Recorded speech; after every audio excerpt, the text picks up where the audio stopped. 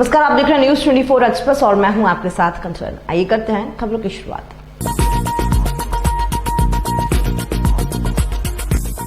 वैश्विक महामारी कोरोना के बचाव के लिए सैनिटाइजर का छिड़काव किया गया। आइए हम बात करते हैं उमरिया जिले के मानपुर जनपद अंतर्गत ग्राम चिल्हारी में कोरोना कोविड-19 वायरस के संक्रमण को रोकने के लिए ग्राम चिल्हारी में इस स्पेक्ट्रम हाइड्रोक्लोराइड सैनिटाइजर दवा का छिड़काव ग्राम पंचायत चिल्हारी हर एक वार्ड में किया जाना है और बार बार ग्राम पंचायत सरपंच दिनेश प्रसाद कोरी समझाते हुए कहा गया है कि वैश्विक महामारी कोरोना दिनों दिन अपना पैर पसार रही है।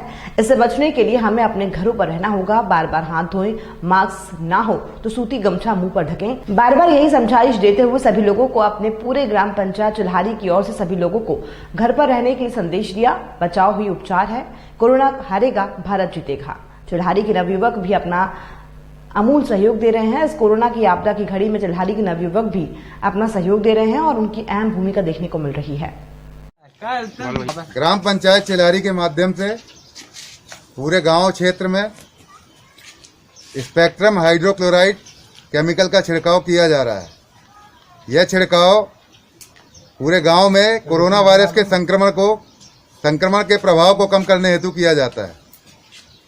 इस छिड़काव के करने के पहले लोगों को लाउड स्पीकर के माध्यम से सूचना दी जाती है कि छिड़काव होने के बाद कम से कम 1 घंटे तक वो घरों से बाहर ना आए। सभी साथ को जागरूकता देते हुए साथ में बताया जाता है कि मास्क पहनकर ही घर से निकलें, बार बार साबुन से हाथ धोएं और अपनी सुरक्षा करते रहें। जी, आज कौन सी दवा का छिड़काव ग्राम पंचायत चिल्हारी में हो रहा है? मैं ग्राम पंचायत चिल्हारी सरपंच दिनेश कोरी। यह ग्राम पंचायत चिल्हारी के माध्यम से पंचायत के माध्यम से एक कोरोना वायरस संक्रमण के प्रभाव को कम करने हेतु ये केमिकल का छिड़काव पूरे गांव एक एक घर में, नालियों में, दरवाजे में, दीवारों में किया जा रहा है। इसके प्रभाव को कम करने सलुम्बर में जनाब हसन भाई ड्राइवर रोडवेज रिटायर्ड कर्मचारी ने 62 वर्षीय उम्र में लगातार बैठक करके सिर्फ 14 घंटे में कुरान शरीफ आमीन किया। हाफिज मौलाना यामिन साहब ने बताया, हसन साहब से पूछने पर बताया गया है कि बचपन से ही कुरान शरीफ और नमाज पढ़ने का बहुत शौक है। साथ ही हसन साहब ने कोविड-19 कोरोना बीमारी के लिए अपने शहर सलुम्बर, जिला उदयपुर और अपने मुल्क हिंदुस्तान और सभी पुलिस प्रशासन, डॉक्टर के लिए अल्लाह की बरगाह में हाथ उठाकर बहुत दुआ मांगी और साथ ही 27वीं अलविदा रमजान शरीफ की सभी देशवासियों को मुबारकबाद दी।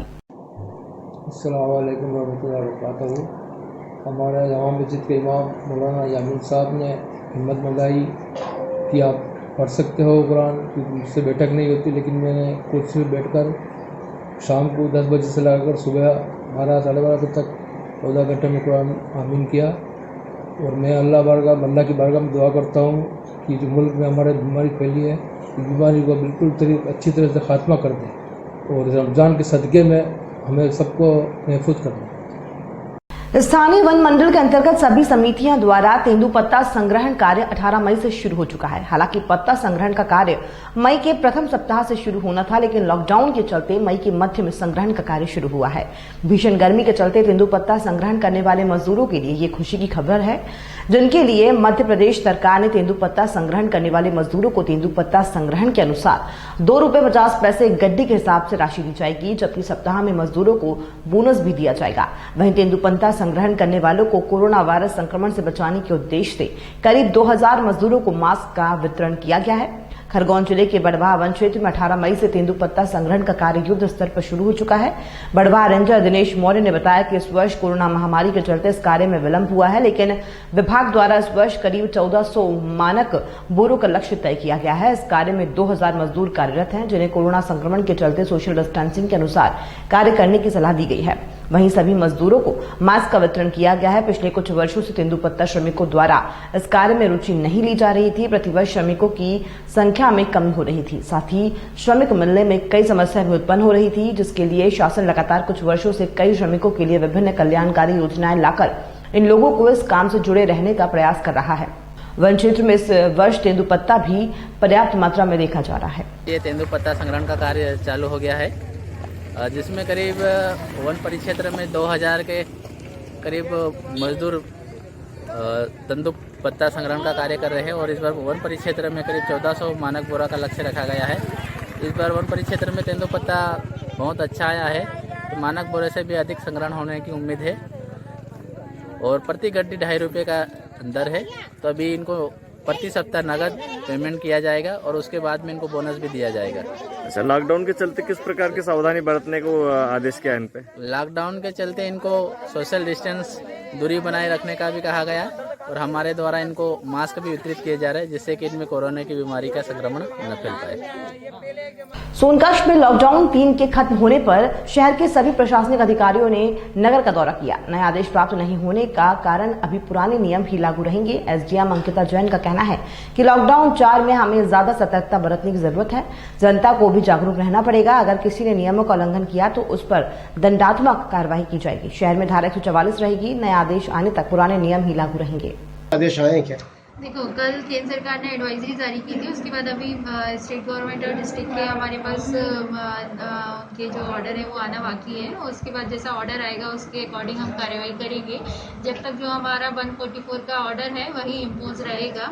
उसी के तहत हमने भ्रमण भी किया था। पिछले कुछ दिनों से देखने में भी आ रहा है कि लोग मॉर्निंग वॉक के बहाने, इवनिंग वॉक के बहाने घरों से बाहर निकल रहे हैं। तो ये भी हिदायतें दी गई कि लोग ऐसा ना करें, क्योंकि अब हमारा सबसे ज़्यादा क्रिटिकल फेज स्टार्ट होने जा रहा है। श्रीमान एसपी साहब जयपुर ग्रामीण के आदेश पर चलाए जा रहे बीड़ी तंबाकू अभियान में श्रीमान एडीडी एसपी साज्ञान चंद जी के निर्देशानुसार जिला स्पेशल टीम के एससी रामचरण को मुखबिर के मार्फत कई बार बीड़ी तंबाकू जर्दा की शिकायत प्राप्त होने पर आज रमेश ढाबा मनोहरपुर के पास एक व्यक्ति सुरेश कुमार स्कूटी से 502 पता का बीड़ी और देसाई बीड़ी बेचता हुआ पाया गया। को रोककर चेक किया तो 1120 बंडल बीड़ी के मिले, जिनकी कीमत कुल लगभग 67,220 रुपए होना पाया गया है, जिनको थाना मनोहरपुर के सुपुर्द कर कार्रवाई की जा रही है। 18/5/2020 को दौरान गश्त मनोहरपुर जयपुर हाईवे पर एक स्कूटी सवार को अवैध बीड़ी ले जाते हुए गिरफ्तार किया है। बीड़ी की कीमत करीब 25,000 रुपये कीमत। और इस महामारी के दौरान लोग, जिस पर सरकार ने प्रतिबंध कर रखा है, उसके बावजूद भी ऐसे लोग कानून के साथ खिलवाड़ कर अवैध कारोबार के लिए देखे जा रहे हैं। ग्राम पंचायत राजनोता पुलिस चौकी में ग्राम पंचायत राजनोता के पूर्व सरपंच श्रीमान लाल सिंह शेखावत और समाजसेवी पिंटू बना, सुभाष सिंह गुरुजी, मुकेश सराधना, लीलाराम नेता, गणपत राम, पवन मीणा, नरेंद्र बन्ना, मुरारी नाई आदि गणमान्य नागरिकों की उपस्थिति में चौकी प्रभारी मुखराम गुर्जर और कैलाश जी का साफा और माला और पुष्प गुच्छ देकर सम्मानित किया गया। और कोरोना महामारी के इस महायुद्ध में उनकी भूमिका की पूर्व सरपंच ने सराहना की और उनके कार्य को एक योद्धा का कार्य बताया। उपरोक्त सम्मान में सरपंच महोदय ने भविष्य में भी इस प्रकार का सम्मान और सहयोग की बात कही। चौकी प्रभारी ने उपरोक्त जनप्रतिनिधियों को भविष्य में भी इस प्रकार की अपनी सेवा जारी रखने की बात कही और सम्मान के इस निर्णय का स्वागत किया। इस पुनीत कार्य के लिए ग्राम पंचायत राजनोता के ग्रामवासियों ने सम्मानित कमेटी का स्वागत और धन्यवाद दिया। सलोम्बर उपखंड के कई गांव ऐसे हैं जिसमें कीर जाति के लोग हैं, जिनके पास कोई निजी जमीन नहीं है, फिर भी अपनी आजीविका को बढ़ाने के लिए वर्ष में एक ही बार ऐसी खेती करते हैं, जिससे अपनी जिंदगी की कमाई दांव पर लगाते हुए भाड़े की जमीन पर काकड़ी बुआई करते हैं। यही नहीं, भाड़े की जमीन पर पर्याप्त पानी की भी आवश्यकता होती है। इन दिनों मेवल के कई गांवों के लोगों ने जय सम्मत की खाली पेटी की रूम को किराए पर लेकर और मुंह मांगी कीमत चुकाकर फरवरी के महीने में बुआई तो कर दी, लेकिन मार्च के अंत में विश्वव्यापी कोरोना महामारी ने इन किसानों को हरा दिया। इन दिनों सराड़ी, गींगला और लोदा के कीर जाति के लोगों ने जय सम्मत के रूम में 100 बीघा के ऊपर जमीन पर काकड़ी की पैदावार की। प्रत्येक परिवार ने 10 से 20 बीघा जमीन भाड़े रखकर काकड़ी की फसल की, जिससे 1 बीघा जमीन पर रोज की 6 क्विंटल काकड़ी उतरती है। पर अफसोस इस बात का है कि इस फसल को इस महामारी के लॉकडाउन में खरीदार नहीं है। इस वर्ष की अच्छी फसल को देखते हुए कीर किसानों के मुंह पर खुशी की महक थी, लेकिन जब गाड़ी भर भर कर उदयपुर मंडी में ले जाया गया तब वहां 2 से 3 रुपए किलो पर खरीदना बताया और गाड़ी वापस ले आए, जिसे परचूरण 10 रुपए किलो पर बेचना शुरू किया। लेकिन गांवों में कब तक ये ककड़ियां बिकेंगी? आज पोजीशन ये है कि इनके खेतों में आज भी कई टनों ककड़ी सड़ रही है। किराया देना पड़ रहा है और 4 महीने हम यहाँ खेती करते हैं। खेती में साल भर की हमारे यही रोजी रोटी है। नो हमारे पास कोई जमीन जागीरी है, हमारे खातादारी कुछ नहीं है। न पासी लाई न या गाड़ी ना की लाई न पासी इटे अबे कई सोरा सोरी ने कई खवाड़ा मा हमारे खरबूजे नुकसान हो गया। 10 लाख का खरबूजा बाया था, शुभ नुकसान हो गया। और जिस जहाँ ले जावे, जहाँ मंडी में कोई लेता ही नहीं, 2 रुपये किलो भी कोई नहीं लेता। पहले हम बेचते थे 20 रुपये किलो, 30 रुपये किलो, तो उनका पैसा बिकता था, मतलब ककड़ी लगती थी, हम बेचते थे। अभी सब नुकसान ही नुकसान हो रहा साहब। भारतीय जनता पार्टी के पूर्व जल संसाधन मंत्री और वरिष्ठ नेता माननीय अनूप मिश्रा जी का जन्मदिन मध्य प्रदेश के ग्वालियर शहर में सिंधी कॉलोनी स्थित निवास पर भारतीय जनता पार्टी के कार्यकर्ताओं के द्वारा जन्मदिन मनाया गया। इस अवसर पर हमारे चैनल के माध्यम से ग्वालियर की जनता से लॉकडाउन का पालन करने के लिए अपील की गई। अभी हम सब कोविड-19 से लड़ रहे हैं। मैं यही चाहता हूँ पूरा प्रदेश, मेरा अपना शहर उनके नियमों का पालन करते हुए इस कोविड-19 को से निजात पाने का काम करें और अपने दैनिक जीवन को इससे डिस्टर्ब न करते हुए और अपनी दूरी और उस सब का पालन करें। सैनिटाइजेशन से लेकर के, हाथों को साफ करने से लेकर के, कपड़ों को साफ करने से लेकर के और एक दूरी को मेंटेन करते हुए इस संक्रमण को फैलने से रोकने के लिए हम इन प्रशासनिक व्यवस्थाओं में सबसे ज़्यादा दिक्कत जो है अन्य वर्ग और मध्यम वर्ग को आ रही है, वो है अनाज की, जिसके लिए प्रशासन भी हाथ खड़े कर देता है।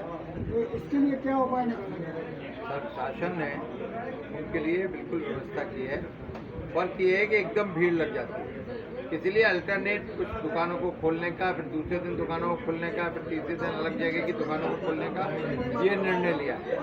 कई बार ऐसा भी होता है कि राशन कार्ड होते हुए नहीं मिल पाया या उस दिन उसका सामान खत्म हो गया, तो फिर 1 हफ्ते के लिए उसको इंतजार करना पड़ा। लेकिन साधन का भंडार भरपूर है, वो सारी सुविधाएं मुहैया कराने के लिए प्रतिबद्ध हैं। कल भी हमारी मंत्री राजस्थान के उदयपुर जिले के सराड़ा उपखंड के सराड़ा ग्राम पंचायत से काफी समय से अपना जीवन यापन करने के लिए बेंगलुरु गए हुए थे। जो सरकार के डिपार्टमेंट के अनुसार वो अपने गांव लौटे, वहां के प्रशासन द्वारा उनको राजकीय जनजातीय आश्रम सराड़ा में क्वारंटाइन किया गया। हॉस्टल प्रमुख प्रदीप पटेल का कहना है कि हमने इनका टेस्ट सैंपल उदयपुर भेज दिया है और प्रशासन प्रवासी पर टाइम टू टाइम निगरानी कर रहा है और इन्हें यहाँ कोई भी प्रॉब्लम नहीं है और प्रवासियों का भी कहना है कि हम यहाँ सुरक्षित हैं, हमें कोई भी प्रॉब्लम नहीं है, प्रशासन हमारी सुरक्षा कर रहा है। चूरू जिला मुख्यालय पर आज पंचायत समिति में प्रतिपक्ष के उपनेता राजेंद्र राठौर ने 7वें चरण के लिए 13 ग्राम पंचायतों के करीब तबके के लोगों के लिए 20,000 राशन सामग्री के किट से भरी हुई गाड़ियों को हरी झंडी दिखाकर रवाना किया।